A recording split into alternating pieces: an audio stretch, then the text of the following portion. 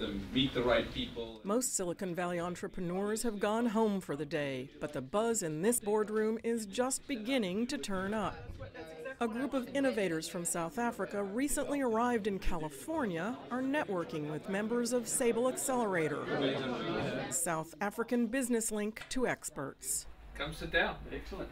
Tonight, the co-founders of a startup called Task Putty are meeting Donovan Neil May, a South African expat whose success in Silicon Valley spans more than 3 decades. If we can connect those expats who have bountiful knowledge and connections and expertise with innovators in South Africa, I think we can make a lot of things happen. From Tesla and SpaceX's Elon Musk to YouTube financier Roelof Botha, South African entrepreneurs have become increasingly influential in Silicon Valley. But a ride on the so-called tech superhighway can be a culture shock for new arrivals. They tend to be a little bit more reserved. Business is done a different way.